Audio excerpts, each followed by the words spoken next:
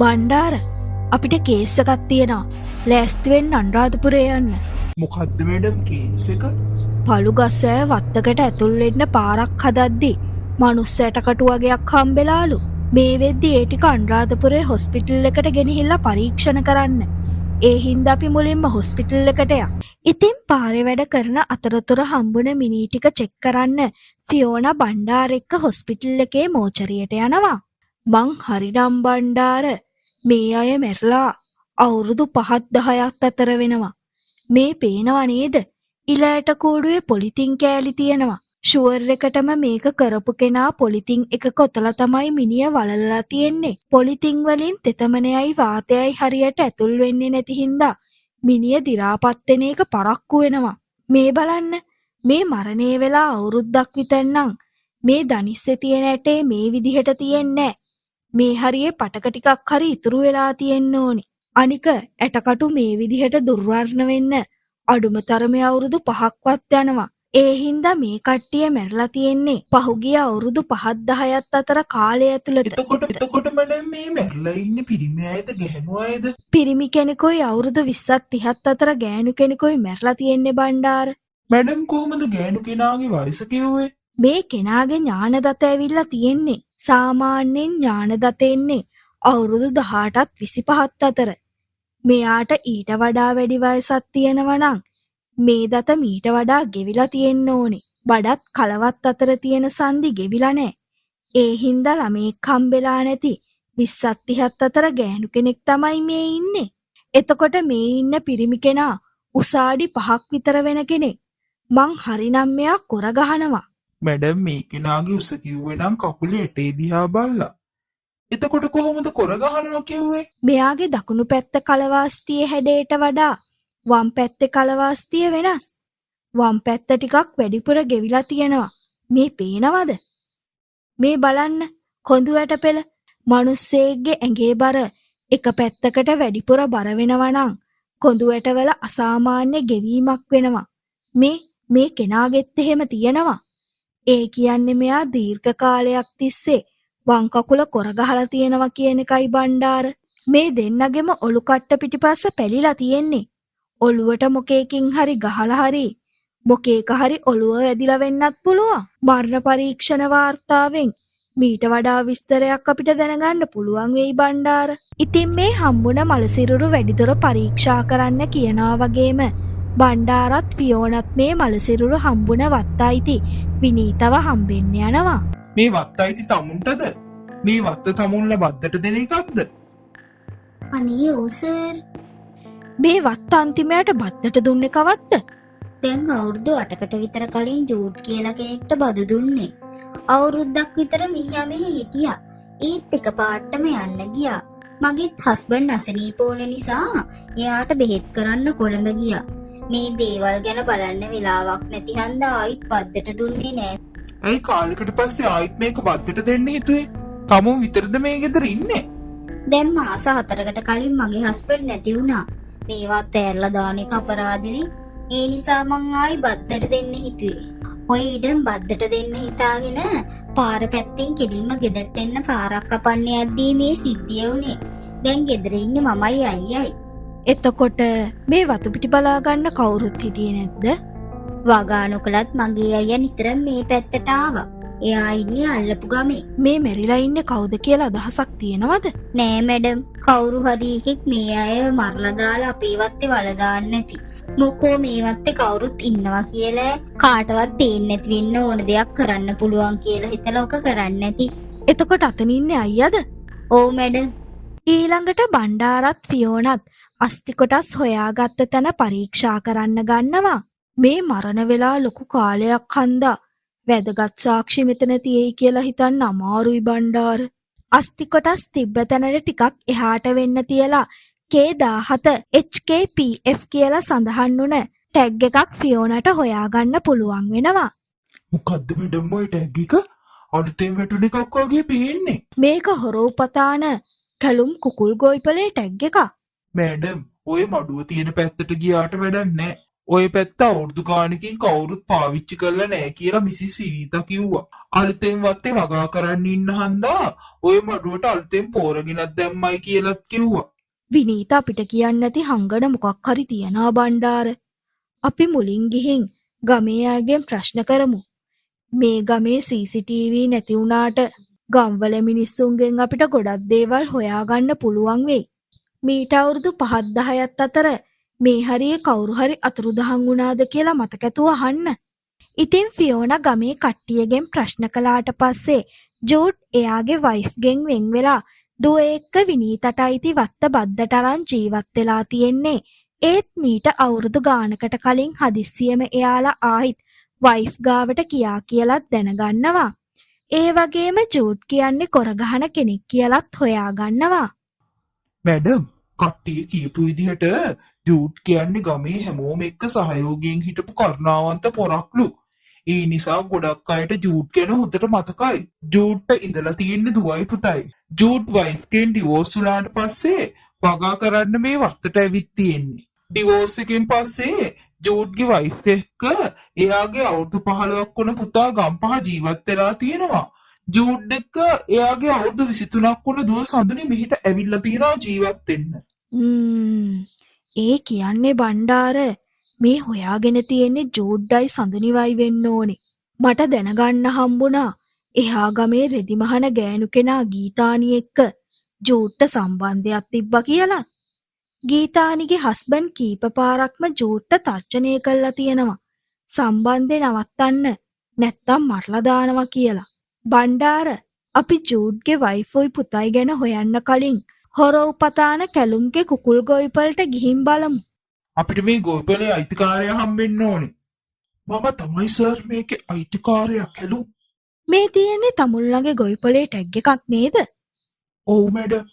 මේක අපේ ගොවිපලේ සේවකයන්ගේ ලොකර් එකේ යතුරු එක්ක දෙන ටැග් එක. මේ ටැග් එක කාගේ ලොකර් එකේද කියලා දැනගන්න විදියක් නැද්ද? පොඩ්ඩක් ඉන්න සර් මම බලන්නම්. K17. මේ තියෙන්නේ මේ අපේ අලුතෙන් ආපු ගිහාන් කොල්ලගේ ලොකර් එකේ ටැග් එක සර්. කොහෙන්ද මේ කොල්ලා? අපිට කතා කරන්න ඕනේ. අනේ සර් දැන් දවස් 4කින් කොල්ලා වැඩට ආවේ නැහැ. මම හිතන්නේ ආයිත් ගමට ගිහින් වගේ. ඒ කොල්ලා කොහි කෙනෙක්ද? මොනවත් තමුන් දන්න විස්තර? අවුරුදු 22ක පොඩි කොල්ලෙක් මැඩම්. තාත්තවයි අක්කවයි හොයාගෙන මෙහෙට ආවි කිව්වා. ඒ කිව්වේ හරියට පැහැදිලිව විස්තරේ කිව්වනම් මේ කොල්ලා ගම්පහ පැත්තේ කොල්ලේ. අම්මයි තාත්තයි කොල්ලට අවුරුදු 15 ඩිවෝර්ස් වෙලා. මාස 6කට පස්සේ අම්මා නැති වෙලා. අම්මා නැති වුණාට පස්සේ ආච්චිත් එක්ක තමයි ජීවත් වෙලා තියෙන්නේ. තාත්තයි අක්කයි ගැන හොයන්න ඕනුණත් තාත්තා එක්ක ආච්චි තරහා හින්දා ඒකට ආච්චි කැමති වෙලා නැහැ. ඒත් දැන් මාස 3කට කලින් ආච්චිත් නැති වෙලා. ඊට පස්සේ තමයි තාත්තවයි අක්කවයි හොයන් ආවේ කිව්වේ. මෙහෙ වැඩ කරන ගමන් ඒ අය ගැන තොරතුරු හෙව්වත් මොකත් හොයාගන්න බැරි වුණත් කිව්වා. අපිට ලොකර් එක බලන්න පුළුවන්ද? පුළුවන් මැඩම්. මං එක්ස්ට්‍රා කී එක අරන් එන්න. ඉතින් ෆියෝනා බණ්ඩාර එක්ක K17 ලොකර් එක පරීක්ෂා කරනවා වගේම ෆියෝනා හිතපු විදිහටම මේ ලොකර් එකේ අයිතිකාරයා ජූඩ් සූරියසේනගේ පුතා ගිහාන් සූරියසේන කියලා හොයාගන්නවා. කැලුම් කියපු විදිහට ගිහාන් ආයිත් ගම්පහ ගිහින්ද බලන්න ගම්පහ පොලිසියට ඒ ගැන විස්තර හොයලා දැනුවත් කරන්න කියලා ෆියෝනා ඉල්ලීමක් කරනවා. ඒ වගේම ජූඩ්ගේ සඳුන්ගේ මරණ පරීක්ෂණ වාර්තාවත් ෆියෝනට ලැබෙනවා. මැඩම් කිව්වා වගේම මේ මරණ වෙලා අවුරුදු 7-8ක් විතර කාලයක් වෙලා තියෙනවා. මේ මැරිලා ඉන්නේ වම් කකුල කොළ ගහන පිරිමි කෙනෙකුයි තරුණ ගැහණු කෙනෙකුයි කියලා හොයාගෙනත් තියෙනවා. මේ දෙන්නගේ DNA ගැලපුවාට පස්සේ තාත්තයි දුවයි කියලා හොයාගන්න පුළුවන් වෙලා තියෙනවා මැඩම්. ඒ වගේම දුවගේ වයස අවුරුදු 20ත් 25ත් අතර වගේම තාත්තා අවුරුදු 45ත් 50ත් අතර කියලා පරීක්ෂණ වලින් හොයාගෙන තියෙනවා. දුවගේ තාත්තගේ මරණයට හේතුව මොට ආයුධයකින් හිස පිටුපසට වැදුණු පහරක් කියලා තියෙනවා මැඩම්. ඒ කියන්නේ මේ ජූඩුයි එයාගේ දුවයි තමයි මැරිලා ඉන්නේ. ගිහාන් ගැන ආරංචියක් තියනවද? ගිහාන් මීට මාස 2කට කලින් තාත්තවයි අක්කවයි හොයාගෙන හොරෝපතන්ට ගියාලු. එහි කුකුල් ගොවිපලක වැඩ කරන ගමන් තාත්තයි අක්කයි ගැන හොයනවා කියලා යාළුවොත් එක්ක කියලා තියෙනවා. හැමදාම වගේ කෝල් කළත් දැන් දවස් 3ක් තිස්සේ ගිහාන්ගෙන් කිසිම ආරංචියක් නැහැ කියලා තමයි යාළුවෝ කිව්වේ. ගිහානුත් මේ වෙද්දි ජීවතුන් අතර නැති වෙන්න පුළුවන් බණ්ඩාර. ගිහාන්න මරලා දාලා කියලාද වැඩම හිතන්නේ? එයි කවුද හිම කරන්නේ? තාත්තවයි අක්කවයි මරපු කෙනා ගැන ගිහාන් මොනවා හරි හොයාගත්ත නිසා ඒ දෙන්නවම මරපු කෙනා ගිහාන්නත් මැරුවා වෙන්න පුළුවන්. මේක ඉන්නම් පැටලෙනවා. අපිට තාම සැකකාරයෙක්වත් හොයාගන්න බැරි වුණානේ මැඩම්. අපි ආයිත් ටැග් එක හම්බුන හරිය ටිකක් චෙක් කරලා බලමු බණ්ඩාර. ඉතින් බණ්ඩාරත් ෆියෝනත් ආපහු මිනී ඇටකටු හම්බුන වත්තට ගිහින් මිනී හම්බුන හරියත් මඩුවවටත් පරීක්ෂා කරනවා. ආපෝ මේ මඩුව ළඟ හරිම භූමි තෙල් ගඳයි. මඩුවෙන් එන කොම ගඳත් වැඩි. මිසිස් විනීතා මේ මඩුව පැත්තේ සර්පයෝ ඉන්නවා කිව්වා. ඒ බයට බූම් තෙල් බැරල් එකක් ගෙනල්ලා හලලාද කොහෙද මැඩම්? මේ අතර දවස් ගාණක් විනීතලගේ වත්තේ මායිමේ කැලේ හරියට වෙන්න නවත්තලා තියෙන බයික් එකක් ගැන ගම්වාසීන් පොලිසියට දැනුම් දෙනවා. මේ ගැන හොයලා බලන පොලිසිය ඒක ගිහාන් සූරියසේනට අයිති මෝටර් බයික් එකක් කියලා හොයා ගන්නවා. බණ්ඩාර පොලිසිය කට්ටිය එකතු කරන් එන්න. අපිට මිෂන් එකක් කරන්න තියෙනවා. හවස් වෙලා සුනිල් මඩුව පැත්තට ගිහින් කෝණියක් කරේ තියාගෙන වත්තේ කෙරවලේ තියෙන ගහක් දිහාවට ගිහින් එතන වලක් හරන්න ගන්නවා. මේ වෙලාවේ මෙතනට ෆියෝනත් බණ්ඩාරත් පොලිසියේ අයෙක් ඇවිත් සුනිල්ව අත්අඩංගුවට ගන්නවා.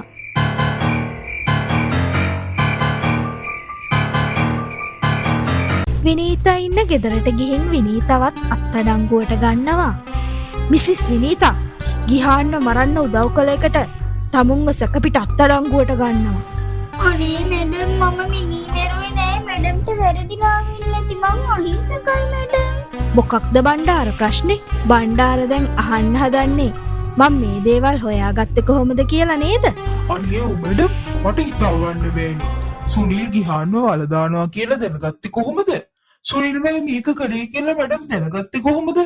ගමේ අය එක්ක කතා කරද්දි මම දැනගත්තා සුනිල් විනීතා එක්ක ගෙදර නවතින්න ආවේ ඇටකටු ටික හොයාගත්ත දවසේ ඉඳන් කියලා. අපි විනීතාගෙන් ප්‍රශ්න කරන්න ආව දවසෙත් සුනිල් වත්තේ වගා කරන වැඩ කරන්න පටන් අරන් තිබ්බේ. අවුරුදු 7-8ක් මත ඇරලා දාපු වත්තක මෙච්චර හදිස්සියෙන් වගා කරන්න පටන් ගන්නේ ඇයි කියලායි මට මුලින්ම සැක හිතුනේ. අතෑරලා දාපු මඩුවටත් දවසක් යන්න කලින් පෝර ගෙනල්ලා දාලා පුරවලා තිබ්බා. අනික බණ්ඩාරට මතකද?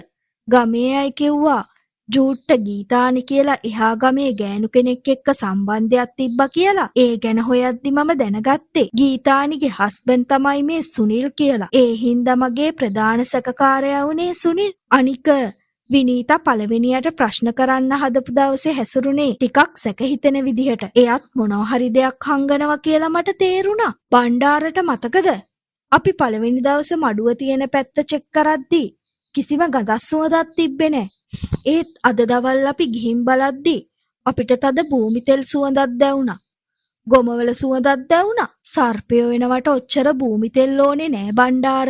ඔච්චර සුවඳක් පාවිච්චි කරන්නේ වෙන දෙයක ගඳ නැති කරන්න කියලා මට තේරුණා. ඉතින් මට හිතුණා ගිහාන්ගේ මිනිය මඩුවේ කොහේ හරි තියනවා කියලා. ඒත් මම එවෙලෙ චෙක් කළේ නෑ. මොකද මට ඕන වුණා සාක්ෂි එක්ක මිනී මරුවව අල්ලගන්න. අනික මම දැනගත්තා අදම මිනිය වල දානවා කියලා.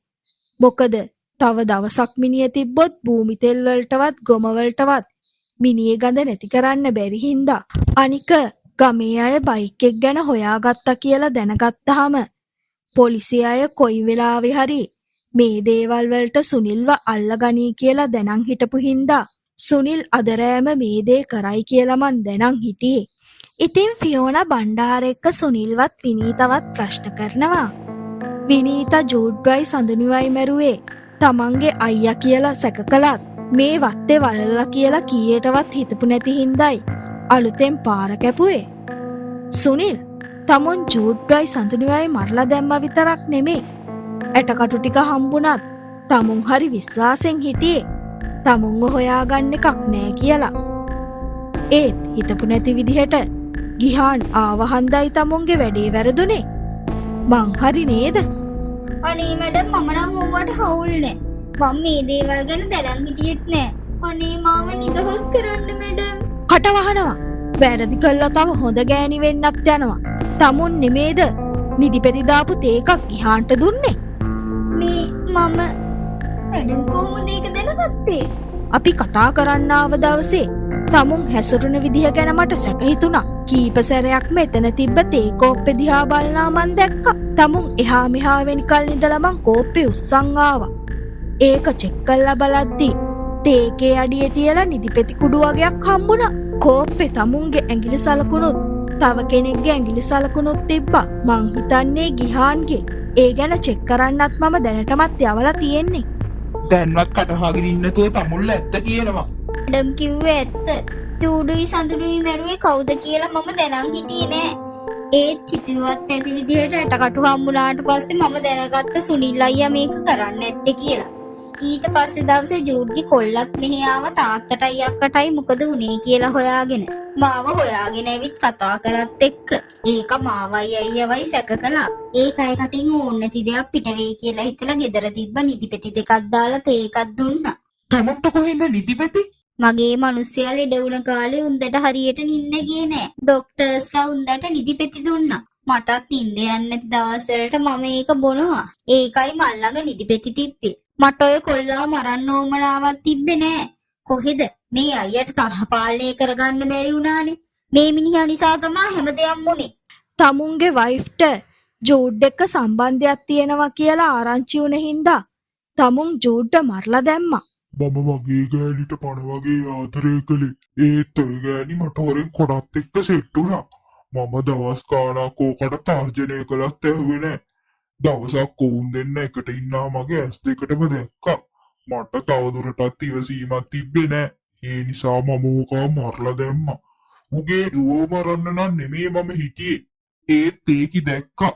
මම ඒකිගේ මහයිකාව මරලා දානවා. ඒකි කෑ ගහගෙන දුවද්දි ඒකිවත් අල්ලගෙන ඒකිවත් මරලා දැම්මා. අයියාගේ අසනීප නිසා අක්කට වත්තගෙන බලන්න වෙලාවක් නෑ කියලා මම දැනන් හිටියේ. ඒ නිසා මං ඕකුංග වත්තේ කොනේ වලලා දැම්මේ. අක්කා මට කියන්නේ නැතුව මේ පාරේ වැඩ පටන් ගත්ත නිසායි මාව මාට්ටුනේ. මට කලින් කිව්වා නම් මං ওই පැත්තෙන් කීයටවත් පාරක් කපන්න දෙන්නේ. ඒත් තමුන් ගිහාන්න මැරුවේ. මම ඒකව මරන්න නෙමෙයි හිටියේ. දවස් දෙක තුනක් හිර කරගෙන තියාගෙන බය කරලා යවන්න හිටියේ. ඒත් සිහියාවහා මූ දකලන්න ගත්තා. තාත්තවයි අක්කවයි මැරුවේ අපි කියලා සාක්ෂි හොයාගෙන තියෙන්නේ කියලා ලොකුකම් කියවන්නත් පටන් ගත්තා. ඌගාව මොන සාක්ෂි තියනවද කියලා මම දන්නේ නෑනේ. කවුරු හරි ඒව දැනගත්තොත් මාව මාට්ටු වෙන නිසා ඌවත් මම මරලා දැම්මේ. ගිහාන් ළඟ කිසිම සාක්ෂියක් තිබ්බේ නෑ. ඒත් tamun ගැන මුලින්දම්ම සැක කළ හින්දා ගිහාන් හොඳට සූදානම් වෙලා ඇවිල්ලා හිටියේ. ඒ හින්දා ගිහාන් මේ පෑන වගේ රෙකෝඩර් එක අරන් ඇවිත් තම්සගේ කටින්ම අල්ලගන්නයි ප්ලෑන් කරලා තිබ්බේ. ගිහාන් ජූඩ් සඳුනි යන අයගේ මරණවලට සුනිල් වැරදිකාරයා වෙනවා වගේම ගිහාන්ගේ මරණයට උදව් කළ එකට විනීතටත් දඬුවම් හම්බෙනවා.